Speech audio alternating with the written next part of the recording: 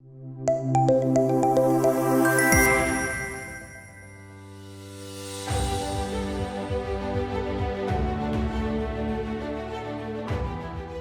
panel for today, empowering students for the global stage, skills for the 21st century workforce. And please help me welcome on stage our esteemed panelists, Ms. Javeria Khan, Director, Aryan Institute, our session moderator. Let's welcome her with a huge round of applause. A very warm welcome. And I'd also like to welcome all our panelists. Ms. Manjula V, Founder, International Institute for Cognitive and Learning Sciences. A very warm welcome, ma'am.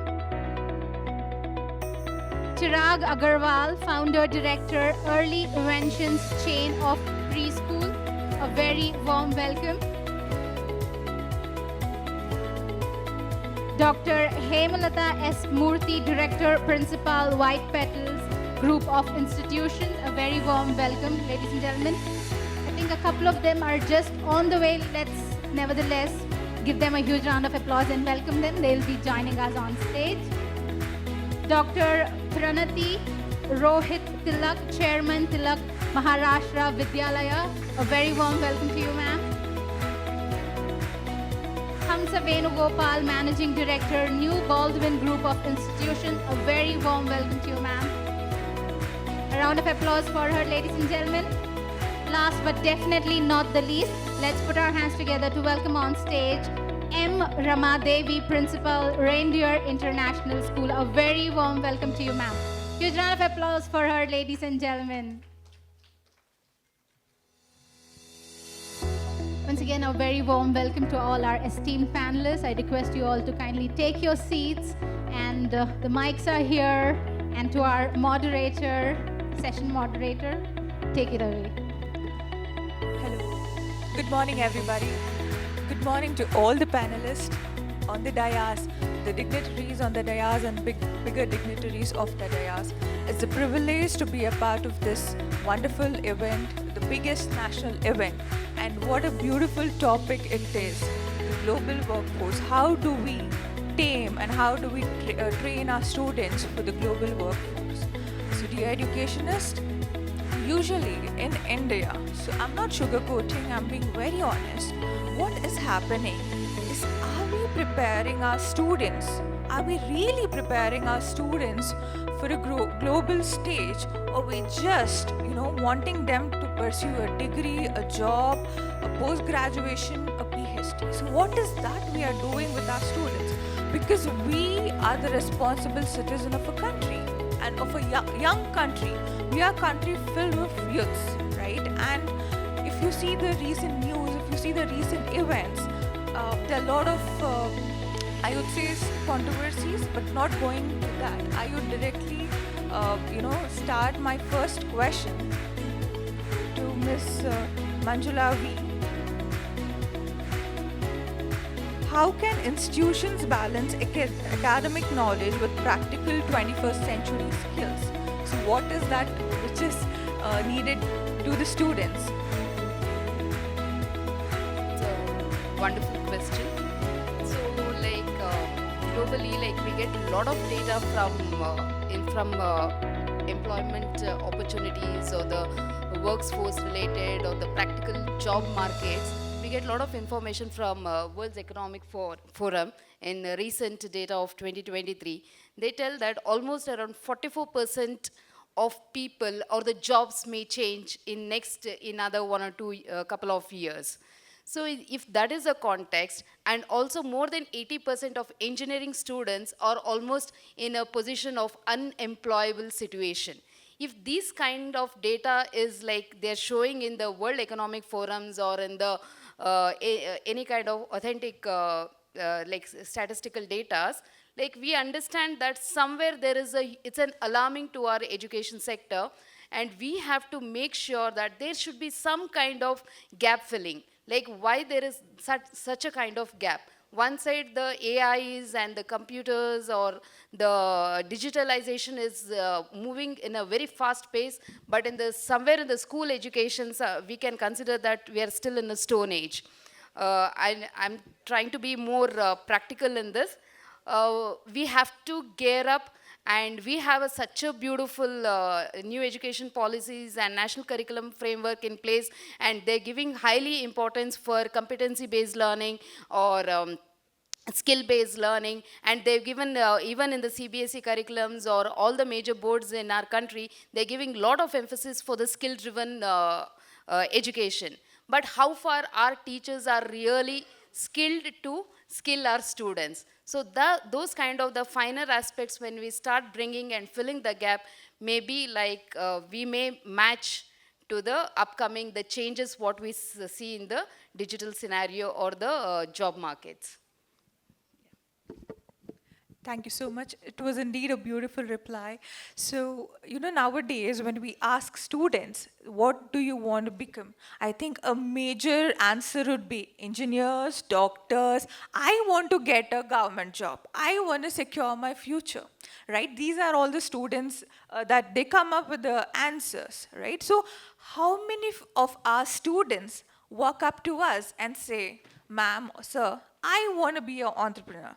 I want to have $1 million company, or I want to be a change maker, or somebody who has walked up to you and said, ma'am, there's sustainability, something about sustainability, or ma'am, there's a lot of pollution, plastic in our world, in our country, and I want to be the change maker.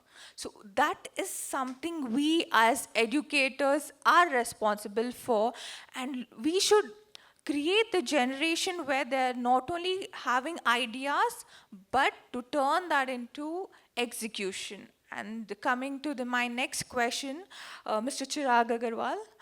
So my question to you, Mr. Agarwal, is what role does technology and digital literacy play in preparing students for global opportunities? Over to you.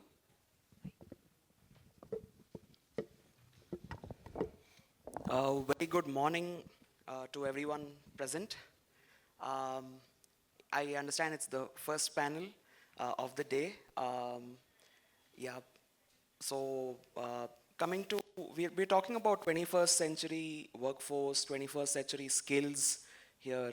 I would like to start by saying what I believe is that 21st century skills are not formulated, are not prepared in a person in a boardroom rather than a playroom, right?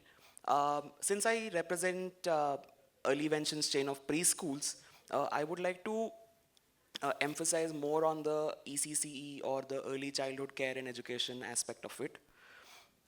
When we talk about building skills in a child or building skills in an adult, I believe that it starts off right at the foundation stage. If the foundation of the building is strong, you see the building is going to go strong for the rest of its, whatsoever number of years that it's supposed to survive. So similarly with us, if the foundation is given in the right way, when we talk about, building up skills in any individual, it is very important for us to make sure that the foundation is given right. This can be done, so when it comes to kids, for that matter, it is essentially very important to understand what we are teaching, how we are teaching. See, our ABCs, 1, 2, 3, shapes, colors, animals, birds, everything is something that the child can learn anywhere. But when it comes to values, when it comes to EQ, IQ, so more than the IQ, today we talk about the emotional quotient, right? We talk about EQ, we talk about the creativity quotient. Even when we go for a job interview in any of the multinational organizations across the world, it is no more based on IQ, it is based on EQ, it is based on the creativity skills and the preparedness to take up challenges. So things like critical thinking come into picture, things like problem solving come into picture. So these skills need to start right at day one when a child enters into an educational institution. I'm not saying that something great, something beyond what is academics need to be taught. It's basic skills of doing things on their own, basic skills of making them independent, making you see, children learn how to solve problems when you give them problems, right? When you tell them that this is a situation and this is what needs to be solved, is where children learn how to solve the problems. We as adults need to take it up. We as teachers, educators, as well as parents need to take up this responsibility of making sure that the kids are learning, what we want them to learn in the right way. See, children will anyways learn, but what happens is the right way of teaching, the right form of education is required for the child. Making the child independent is very important. And we also see a lot of brain drain these days happening from the country. Yeah, luckily it's not to that level at this moment, but yeah, in the past we've seen a lot of brain drain happening from our country, and that's because I feel again, because people towards the West started teaching things like life skills. People started teaching things like critical thinking. The education institutions are built in a different way, which if adopted in India, the brain drain will stop and the kids will turn out into more creative and emotionally sound individuals. So that's my say on it. Thank you so much. It was really a brilliant takeaway. Foundation is very important from the day one, and EQ, life skills, these are something which needs to be imbibed from day one. And I do remember an incident where I met with a person who's done his BCA, right? And he's a graphic designer. I've met couple of graduates who've done their engineering, be it mechanical engineering, and they're HRs, they're into sales. And despite of them holding a degree, they're not able to figure out what is that I want to do, where I should be in 5 years. And I think this is major concern in our field, right? Students find it difficult to figure out what is that they want to be. Like when I said I want to, take up journalism, my family was in shock. Like, we expected you to be, take up engineering. I was like, why? That is something which is, I'm not interested. That is the least that I would be taking. But they were like, you have to take it for our sake. But I was like, no, we have to tell our family. Everybody in our family are engineers, so we want you to become one. So there was a little, I would say, rebel inside me who came up and said, I want to take up journalism. But luckily, I completed that and I hold a MBA in international business. So my mother supported me in journey of this. So my next question to our next panelist, Dr. Pranati. Hello, ma'am. How can we foster cultural intelligence and global awareness among the students? Okay, first of all, a very good morning to everybody. This is a question that is very close to my heart because I work with an institution which was established as a memorial to Lokmanya Bal Gangadhar Tilak, one of our freedom fighters. So cultural roots are very important to us in education as well. What I would like to begin with is that, now we are all talking about Atmanirbhar Bharat or Make in India. But that has been propagated since pre-independence times, and Lokmanya Tilak too. I know about his philosophy, that is why I can speak very confidently about that. So related to your question is, how do we link both our cultural, integrate both the culture as well as global outlook?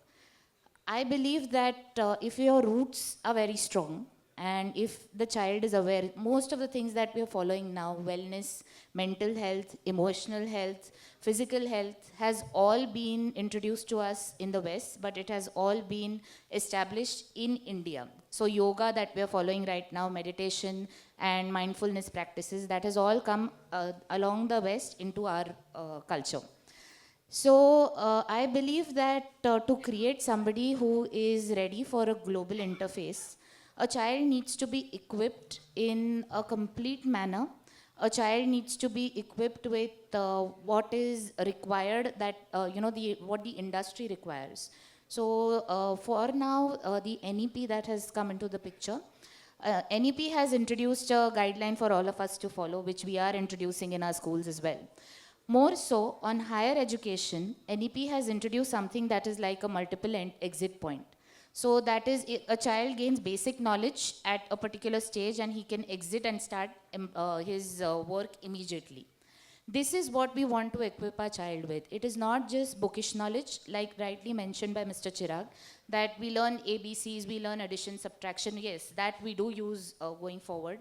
More than that, what we need to do is we need to understand the application of knowledge and how it will be used in everyday life. And that has obviously been introduced by the NEP as well now, wherein it is more of an experiential learning, a hands-on learning. It has got a more practical-oriented approach as well. So wherein probably basic things like financial literacy programs, that those have been introduced in schools. Basic manners, etiquettes, table manners, to prepare them for business lunches, business, networking meetings going forward. So keeping in mind the global outlook, at the same time keeping our culture intact, wherein we do educate our children about the various festivals that we follow, about the rich history that our country has. Keep making them proud about the fact that they belong to a country which has such a vast heritage and legacy. So once we imbibe those values and what has been taught in our Indian culture for a very long time, they will have a very strong foundation to take wings from, wherein they will obviously be met with global challenges like probably, and now peer pressure, social media pressure, everything is a real thing. So we need to equip them in a, what I would say is in a holistic manner, wherein we talk to them about mental health issues as well, equally as much as we talk to them about academics, and giving them exposure to various platforms as well in terms of competitions, and sending them abroad for basic exchange programs. So I think it needs to start from the school itself, and not just in the activities, but in the thought process that we imbibe in them, and also the value systems that they follow. Thank you. That was so wonderful when you spoke about traditions, following our culture, being rooted. Coming to my next question to Ms. Hamsa Venugopal is, what industry academia collaborations are essential for enhancing employability? And this is something that I really want to ask. Entrepreneurship, should we promote this while in schools or when they grow up? Because we see there are a lot of CEOs, there are a lot of leaders which are emerging, and we see 14, 15-year-old kids who are coming up with apps, entrepreneur ideas. So we would like to know your take on this. Thank you so much for the wonderful question. First of all, congratulations to all my educators out here for battling the Bangalore traffic and being here on time. So a huge round of applause to all of you all seated here. It's not easy, definitely.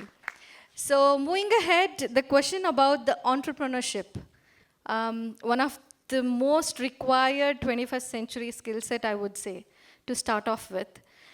My dear educators, today I'm not going to give you all a lecture. I will be sharing what we are practicing. So I'm sure who all are gathered here is something we need to take away. There's something called as sharing and taking away. So today we are gathered here for that reason. So I will be sharing what we follow. So when you're talking about entrepreneurship, definitely it should start from right from K-12. It should start from there. In our school, New Baldwin Group of Institution, we have definitely there's something called as the Student Council. We have put it in a different way. So we have the Ministry of Transport, we have Ministry of Communication, we have a Ministry of Social Media, we have Ministry, and there's a ministers appointed for that as also. They are paid for it. Okay, there's a resume built up, the students build their profile, they attend an interview, there's a mock interview, definitely they're trained before that. So they attend the interview, they speak about the qualification and their forte to handle that particular department. And forward to that, there's a process of elections. This being said one side, there's another side where we also give a small internship programs for our grade 8, 9, 10, 11, and 12. Definitely, of course, NEP is speaking about it. We were quite early in implementing it. So we have library managers appointed. So there's a part-time library management given to the students. We also have read to the class. So my higher grade students go to the lower grade students and read out a story. They conduct moral values. So what happens when they share the moral values and ethics to the students, the same way reflects to them. So it's the two-way teaching which happens there. Definitely, trust me, my dear friends, when I say that we have seen students doing a wonderful job. When it comes to flip classes or when you give them the stage to take over, the creativity level, we are talking about 21st century skills, right? Tomorrow, employability is completely depending on the skills. So there's again a big debate whether it's technology or the skills. You need to have skills to handle the technology. Otherwise, only technology will not navigate to success. Right? So when we are talking about that kind of skill set, it's not something which is apart from academia. So the skill set should be imbibed and induced into your pedagogy. It should be induced into the ethos. I must say it should be induced into the vision of a school. So you should know exactly where my child needs to stand and what is that my child takes away from the class. So when these kind of an opportunity, when they read for their students, there's a dining canteen manager. We give this opportunity for the kids. They handle canteen so well. They handle the event. We have an event managers. We have event clubs. The students host the entire event. So these kind of skill set, I completely agree with Chirag when he said, give them problems to solve it. Right? So create a situation where there is no pain, there is no gain. So we need to teach them resilience. Now the talk of the town is the resilience. We are forgetting how the students should get up. Yes, you have fallen down, get up and get going. So that quality is somewhere, melting down. We need to imbibe that into our pedagogy. So when you create these kind of entrepreneurial skills, and I have seen certain people coming up, okay, there's a big syllabus given for entrepreneur. Okay, we are not doing an MBA class. Let's give them a practical knowledge. There's no need of syllabus for that. There's no need of textbooks. Nowadays, learning, teaching, and exploring should go beyond that program. So it should be imbibed into that. Give them the voice. Give them the choice to take. Give the voice for the students to elect. Give the choice for the student to select. So from the school time itself, when you give them these options, entrepreneur skills will be imbibed in them. In fact, just 15 days from now, we are having a business fest. So where my 8th, 9th, and 10th students are coming up with the innovative products. We're going to have a big fest where they present their products. They also give the roles and responsibility of the team. So who's the managing director, who's the finance director, who's the marketing person. So these kind of programs, trust me, you don't need anyone to come and give you a syllabus copy. It's common sense. If we want to do it for our kids, we can do it. So these kind of entrepreneurial skills should be imbibed into your pedagogy and into your school vision is what I feel. And that's my take. Thank you. Thank you. It was very unique, it's, the concept is very unique where you said there is a Ministry of Transport, Ministry of Social Media, and the students are getting paid for it. Such a unique concept because we usually see captains, vice captains, right? So we hardly, get these unique ideas. So I think the tribe should grow of this concept. And I remember incidents where I happened to work alongside a very known IPL brand, which is Royal Challengers Bengaluru. And I, not directly, but I was a part of a sponsor's, I would say, campaign where they didn't see what degree I had or where I came from. All that they saw is that this person has the capability, has the creativity to boost our brand's visibility. And maybe at that time, despite of having my MBA degree, they didn't look at it. They look what skills I had in me. And maybe our students should be prepared at such a young age where they don't, when they grow up, they don't focus on what should I take. Or they should not feel my degree is not worth it. And they should not curse neither their teachers, the schools, or colleges, right? ಯಾವ ಕಾಲೇಜಲ್ಲಿ ಓದಿದ್ದೀನ ಮਤಲಬ್ कौन सी college से पढ़ के आया हूँ या आई हूँ, right? So we make sure that our students don't face it and have got clear mindset what is that they want to do, they want to build entrepreneurs or educationers or problem solvers. See, that something should be imbibed in children, this is something I should do in my future. My next question to Ms. Rama Devi ma'am is, how should assessments evolve to measure skills like creativity, problem solving, and collaboration? And one question I would like to add on is, do marks matter? Do grades matter? First of all, good morning to everybody.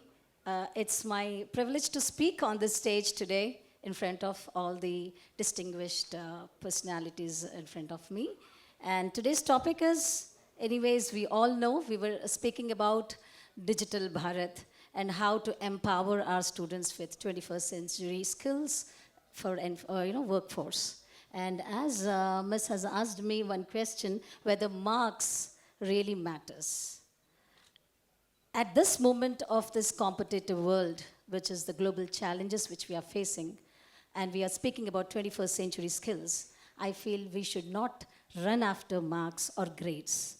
We should rather focus on the skills which are required for them to face the global challenges. That is what we were speaking about, digital literacy, which is more important right now because this is the era of AI rocking, and we should not lag behind. Our kids, the students, should not lag behind. So that is what our first priority should be. The second one, we have to focus as problem solving and critical thinking, like Ms. was just now explaining about giving some, scenario and making them run after the problem solving skills in the school level. That really matters a lot, irrespective of whether it is a kindergarten school or it is irrespective of a college. Any educational institute, we have to work on these life skills which they have to work on. And as a learner, if they are equipped with this collaboration and communication, which is the most important one, which I feel, if a child is equipped in the school stage, at the school stage, to rock the stage without any stage fear or confidence, I think they can rock the world, because global challenges, they will never face it because of the inferiority complexes. So we have to work on those skills also. So these are the skill sets which I'm just working on, I'm just discussing about. And there is one more important thing, that is adaptability. Students, learners should be trained at school level, the adaptability. Because at the generation which we are facing and seeing, the parents are pampering the kids at home. A lot of pampering. They don't allow the child to bring the water also.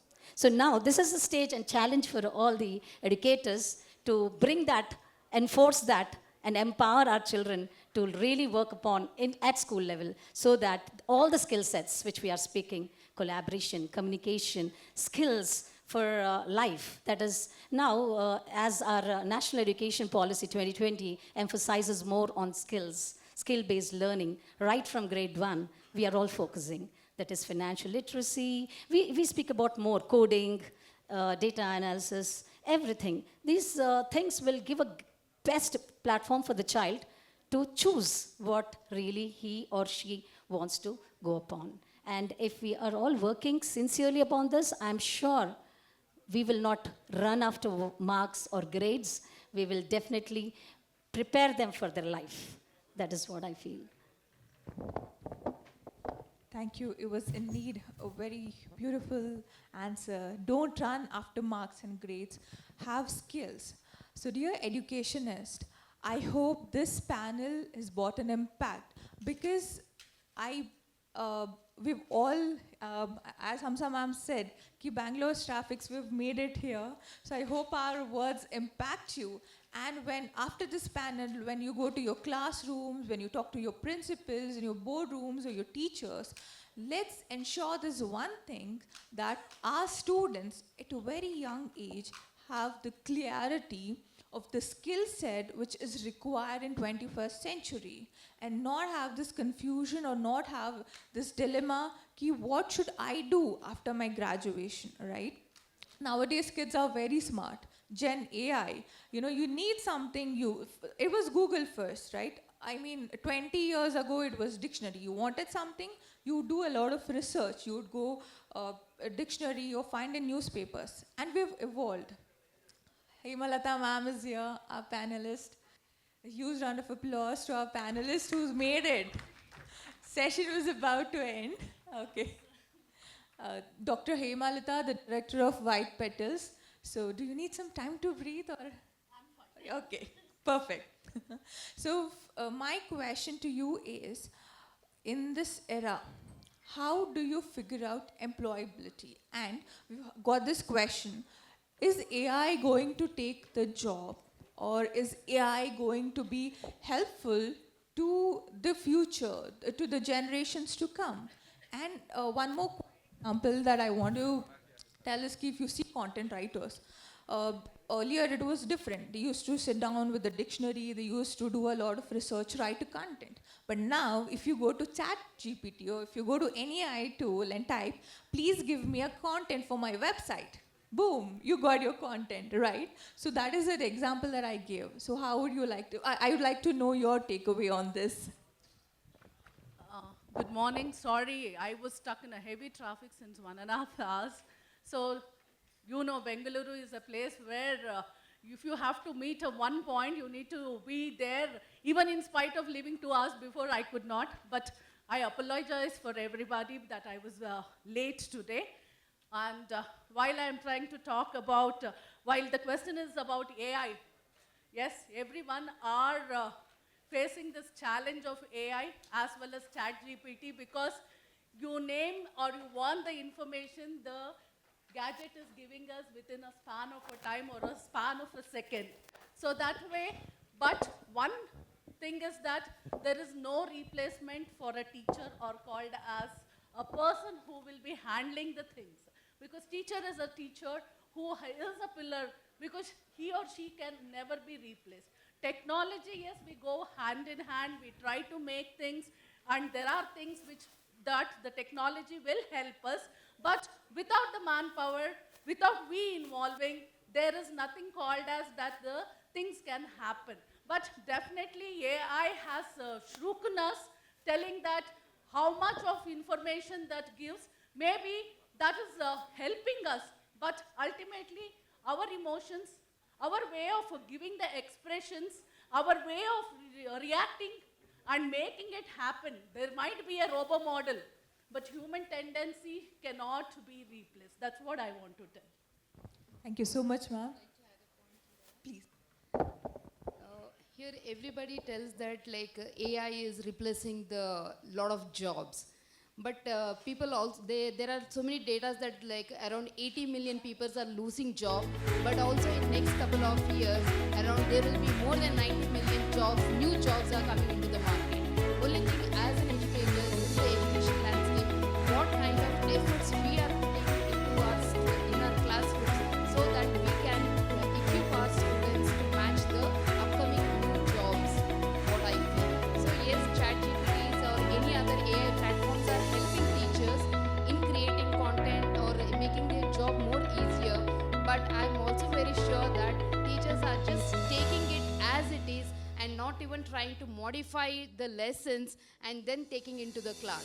So somewhere there are both pros and cons for the teachers. Some for them it is a magical wand kind, for some it is like they're getting into the more cozy and like they're just stepping themselves back and being more I don't want to use any kind of negative word, but still somewhere they're getting into the comfort zone of not just getting prepared for the classrooms, and it's becoming more easier, things are getting easier and classrooms are becoming more like students are feeling more boredom because of these kinds of just advancements of like AI thing, and creative aspects and critical thinking aspects are coming down.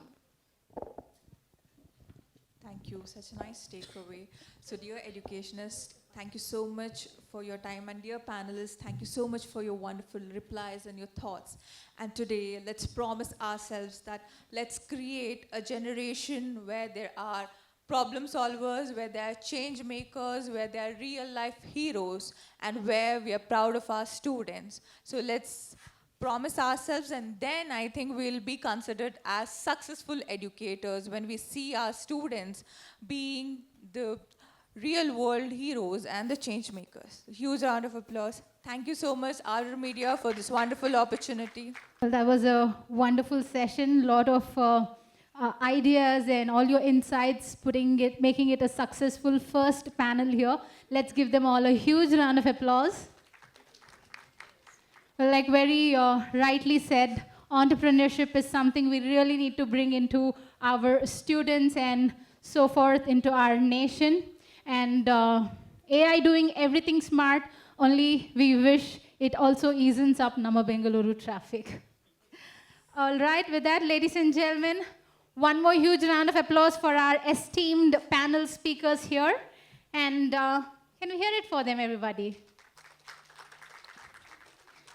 Yes, please. Before that, I'd request Mr. Kumar Chandan Anand, founder, CEO, and group editor, ArdorComm Media Group, to please come up on stage and hand over token of appreciation to all our esteemed panelists, starting off with our session moderator, Ms. Javeria, Director, Aryan Institute. Thank you very much for being here with us and taking time off your schedule and moderating this session ably well. Thank you. Round of applause for her, ladies and gentlemen.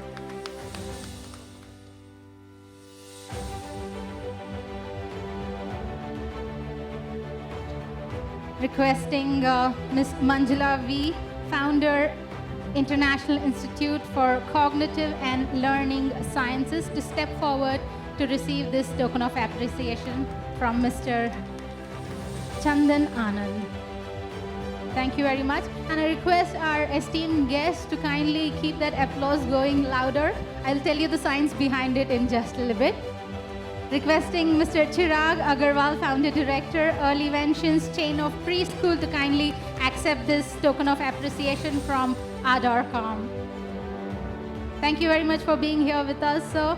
Requesting Dr. Hemalatha S. Murthy, director, principal, White Petals Group of Institutions, ma'am, to kindly step forward and receive this love from the entire audience here. Requesting Dr. Pranati, Rohit Tilak, Chairman, Tilak Maharashtra Vidyalaya, to kindly accept this token of appreciation. Thank you, ma'am, for being here with us and for all your important inputs into the session. Ms. Hamsa Venugopal, Managing Director, New Baldwin Group of Institutions. Ma'am, a very fantastic practice that you have in your school. Keep that going, and maybe we can utilize that in our own workspaces. Thank you very much for being here with us. And last but definitely not the least, Ms. M. Rama Devi, Principal, Reindeer International School. Ma'am, kindly accept this token of appreciation from Mr. Anand.